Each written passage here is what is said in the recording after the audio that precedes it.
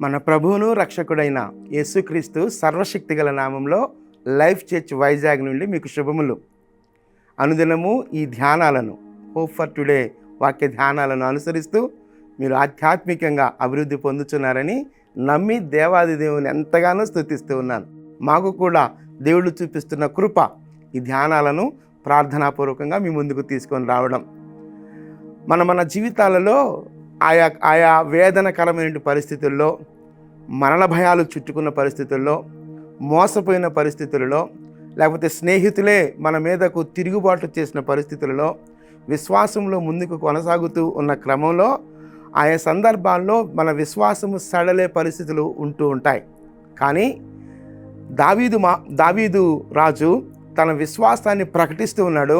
55వ కీర్తన 23వ వచనంలో చివరి మాట నేను చదువుతున్నాను. 55వ కీర్తన 23వ వచనంలో చివరి భాగం, నేనైతే నీయందు నమ్మిక ఉంచి ఉన్నాను.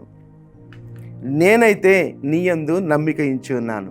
ఎలాంటి పరిస్థితుల్లో దావీదు తన నమ్మకాన్ని దేవుని పట్ల నిలుపుతున్నాడనంటే, చుట్టూ మరణ భయాలు. ఆ మాటలు కూడా నేను చదువుతాను. ఆ ముందు మాటలు ఉన్నాయి. ఒక్కసారి 55వ కీర్తనలో 4, 5, 6 వచనాల్లో 4, 5 వచనాలు గమనించినట్లయితే, నా గుండె నాలో వేదన పడుచున్నది, మరణ భయము నాలో పుట్టుచున్నది, దిగులును వణుకును నాకు కలుగుచున్నవి, మహాభయము నన్ను ముంచివేశాను. వేదన, మరణ భయం, దిగులు, వణుకు, ఇలాంటి పరిస్థితులు చుట్టూ అలుముకొని ఉన్నాయి. తను నమ్మిన హితుడే తన మీదకి తిరుగుబాటు చేసినప్పుడు, చుట్టూ మోసకరమైన పరిస్థితులు ఉన్నప్పుడు, ఎప్పుడు ప్రాణం పోతుందో తెలియని పరిస్థితుల్లో దిగులు అంటున్నాడు కదా, వణుకు పుట్టుచున్నది అంటున్నాడు, భయం కలిగి ఉన్నాను అంటున్నాడు. అలాంటి పరిస్థితులకు అతీతంగా నేనైతే, ఆ మాట చాలా చాలా ధైర్యాన్ని ఇచ్చేటువంటి మాట, నేనైతే నీయందు నమ్మిక ఉంచి ఉన్నాను. నేనైతే నీయందు నమ్మిక ఉంచి ఉన్నాను. విశ్వాసము అనేది దేవుని మీద మనం నిలిపే గురి. విశ్వాసం అనేది దేవుని దగ్గర నుండి ఏదో పొందుకునేది మాత్రమే కాదు, దేవుని కొరకు నిలవబడేది కూడా.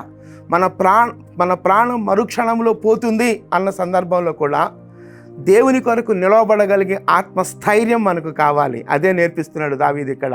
నేనైతే నీయందు నమ్మిక ఉంచి ఉన్నాను. నా చుట్టూ భయాలున్నాయి, నా చుట్టూ మరుక్షణం ఏం జరుగుతుందో నాకు తెలియనటువంటి అనిశ్చితికరమైనటువంటి పరిస్థితుల్లో నేనున్నాను. నాకు భయం పుడుతుంది, వణుకు పుడుతుంది, మహావేదన ఉంది.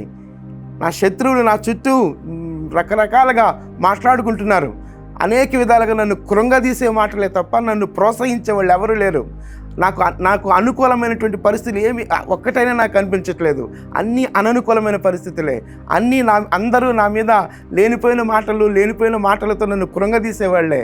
అయినప్పటికీ నేనైతే నీయందు నమ్మిక ఉంచి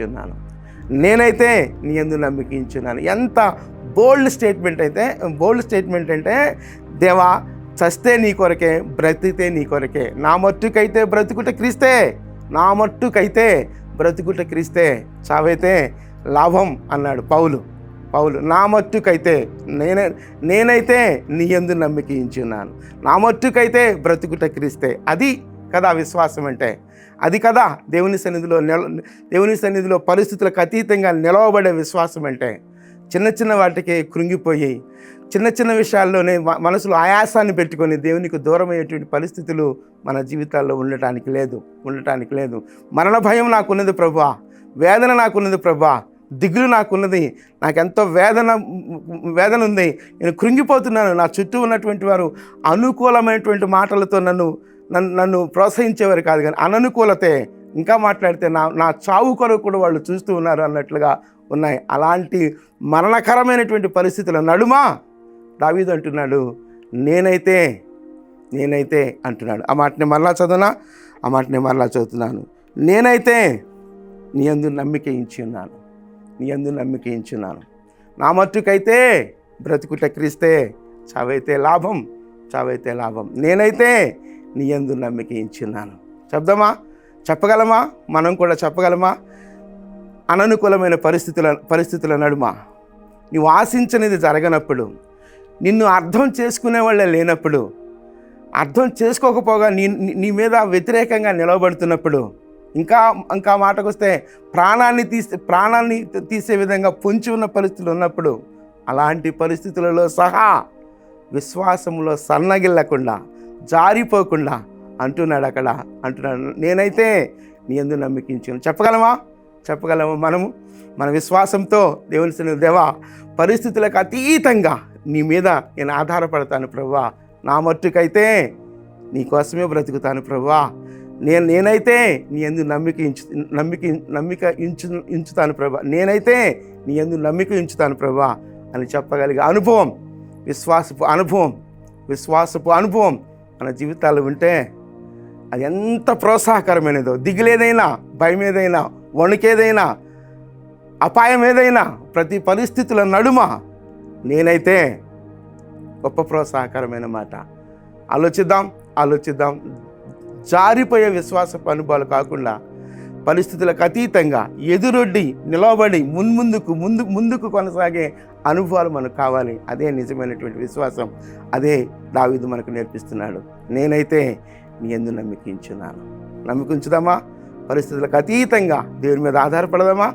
దేవుని మీద మన గురి నిలుపుతూ ప్రార్థన చేద్దాం. కృప కలిగిన దేవా, మహోన్నతుడా, జీవము కలిగిన దేవుడవు, చాలిన దేవుడవు, బలపరుచు దేవుడవు, వేదనలో కృంగిన సమయాలలో మరణకరమైన పరిస్థితుల గుండా వెళ్తున్నప్పటికీ అలాంటి పరిస్థితుల నడుమ మమ్మలను ధైర్యపరిచే దేవుడవు, ప్రోత్సహించే దేవుడవు, బలపరిచే దేవుడవు కనుక మీ అందే మా విశ్వాసము. దావీదు మాకు నేర్పిస్తున్న పాఠం, నేనైతే నీ యందు నమ్మిక ఉంచి ఉన్నాను. అలాంటి పరిస్థితులకు అతీతంగా మీ మీద ఆధారపడగలిగే విశ్వాసపు అనుభవాలు మాకు అనుగ్రహించమని మీ కృప కలిగిన హస్తాల్లోనికి మమ్మలను మేముగా సమర్పించుకుంటూ, ఘనత, మహిమ, ప్రభావాలు మీరు మాత్రమే పొందుకోమని యేసుక్రీస్తు అతి శ్రేష్టమైన నామంలో ప్రార్థించి స్తుతించి వేడుకొనుచున్నాం తండ్రి. ఆమెన్. ప్రభు సన్నిధి నిత్యము మనకు తోడయుండును గాక. ఆమెన్.